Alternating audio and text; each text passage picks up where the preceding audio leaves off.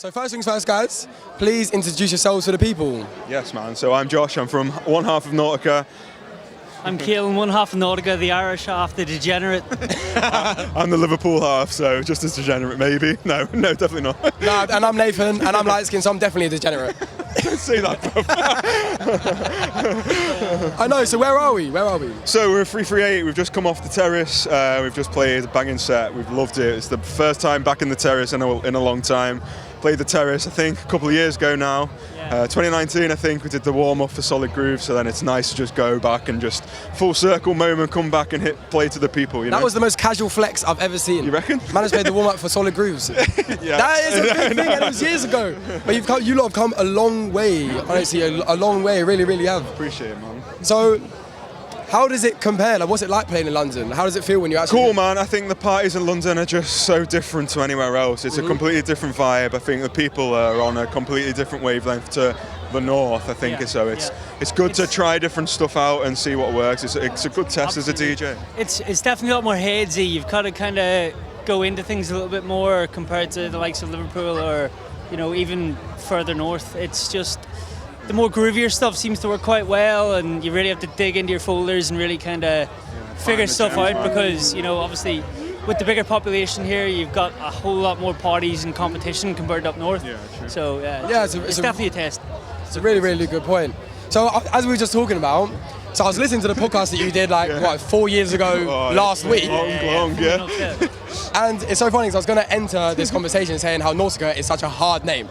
Like, it's actually so good. Yeah, and rolls off the tongue. Yeah. Rolls off the tongue, yeah. That's the word, mate. But then you said you got it because it sounds nice. Yeah. There's nothing behind it. Absolutely fuck all, to be honest. I mean...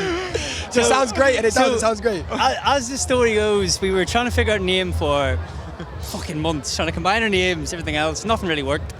And then we just kind of thought of something to do with, I don't know, the sea or something like that. And then thought, the word nautical sounds cool. What if we just chop off the L? And Nautica seemed to work. And then... But the label is tied. Yeah, tied. Exactly. So This is sick. That branding is on point. Yeah. So more on that later. That'll come later in the year. Again, we did our first party last month. With Ruse. Yeah. So we were back to back with Ruse for 5 hours. What we really want to do is kind of do things a little bit differently. So we like to play for extended sets or as long as possible. So when we're throwing parties, you really want to kind of put the music first and put kind of the booking second, which is why when we're booking people, we aim to book people for either A, extended sets and we play around them, or B, play back to back with us all night long. Yeah, because you do back to back all night long. Yeah, all night long. Yeah. So it's a And we're 5 hour just set. trying to do different stuff, man. Like, no one's doing that, especially up north anyway, So trying to keep it cool, keep it cool DJs, people that are, going to be releasing on the label and things like that as well, coming up. So have Ruse released already on your label? No. So the label's to come. So we've done a couple of parties. We're gonna do a couple more, and I think we're gonna sort of kick off the label towards the end of the year, maybe something like that. But get the DJs on that we love, man. And people that we know really well, and people that are making sick music, man. Sick music. And Ruse are making fucking sick music. Bro, sick. Bangers. Sick. So. That venue that you did your party with Ruse looked mad. Madness, mate. It's got so much history behind it. It's a big it's such a tiny little room. And they've got a banging sound system, function ones in there. It's 200-300 brickwork in there as well. Yeah, mate. It's just literally a brick. Mate, the sound rattles off the brickwork. It is sick, mate. Absolutely. It's dead sweaty. Fucking really headsy, really heads down, kind of.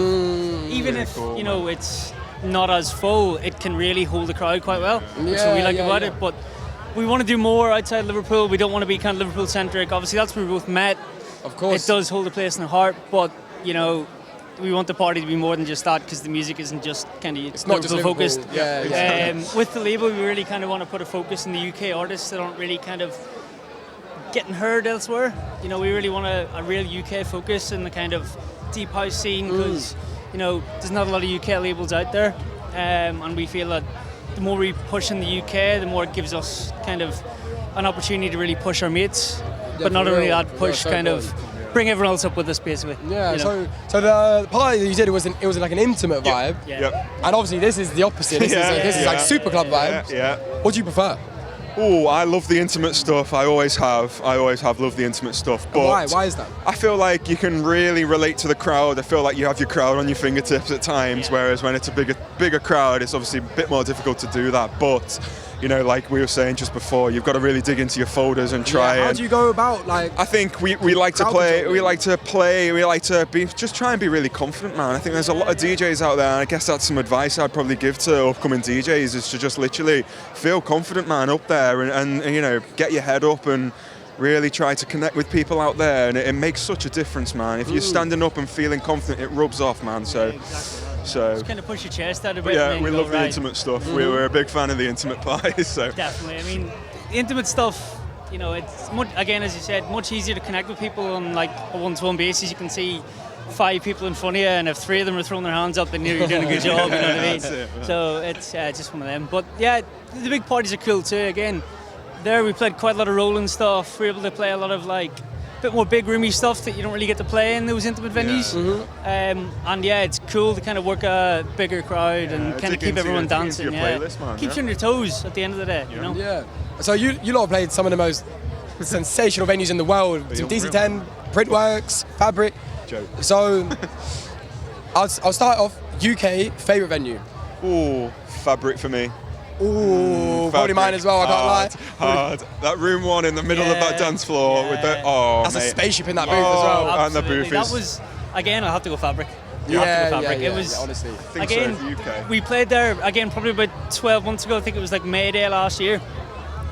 That DJ booth is not only a spaceship, but acoustically, it's one of the crispest sounding booths you'll ever hear. Yeah. Honestly, and you just feel so in control. You know what I mean? So true. Well, obviously, I'm not a DJ, so I can't relate. but as a punter, standing like in the middle of the room, right in the middle of that room 1, mate. Oh, it's next level. Man, it's probably going to take off through the roof. That's what I mean, man. And I feel like with the booth, the way it's sort of laid out, you can't see everything of the dance floor, but then you get like little glimpses of people literally at the back of the room on that ledge, having it off, and you're like, yes, we're doing something right.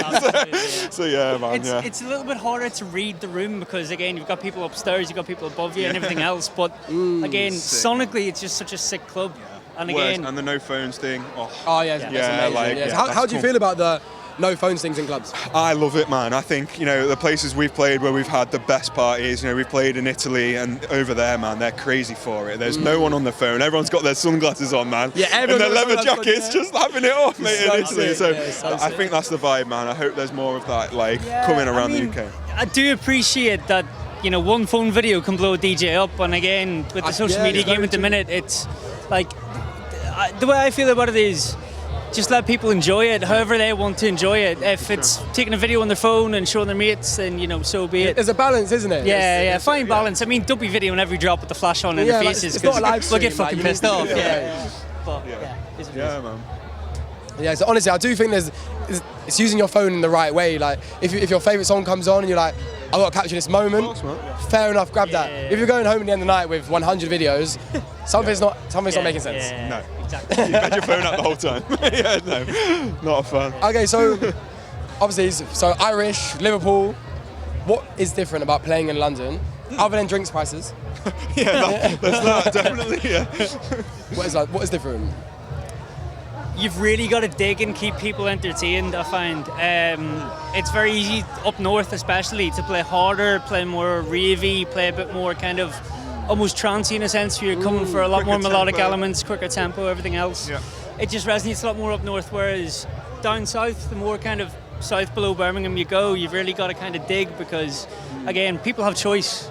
People have been educated down here especially, people have been educated in the likes of, Fabric, 93, this club.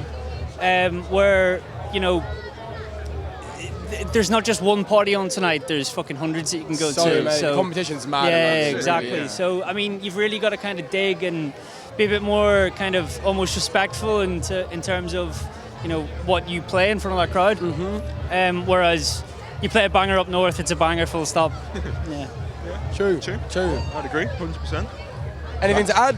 I don't think so. I think London, I think like you said, I think the groovier stuff definitely works a little bit more. I think the sort of older school house, I think, because we played quite a few of that like tonight, literally 20 years ago, some of those tracks we played, you know? So yeah, literally, so you know what I mean? I know, and it's important to like really dig into those, and it still works down here. Like you say, it's the education, I think, in London, because there's so many places to go, man. So it's cool, it's good to dig, and it's good to find different stuff. So from doing my research, you two met at uni, am I right? Yeah, you're right, yeah. And obviously you were pals at uni, and then formed a DJ producer duo. Yeah. So I don't mind going. So I think it was a weird time at uni. When you go to uni, you just want to like completely be a different person, don't you? So, you know, I was really into my production at that point. I'd been producing for a couple of years, so I was sort of, 16, 15 when I started picking up my production stuff. So I've been producing for a long time, but got to uni.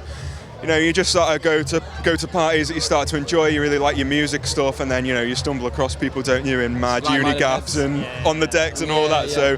And then it turns out he was a couple of flats away from me in the same sort of building, so we were just like, he came around with his decks, started playing back to back a little bit, and I was like, yeah, he's been, hammering out loads of promoters in Liverpool. He knew loads of people.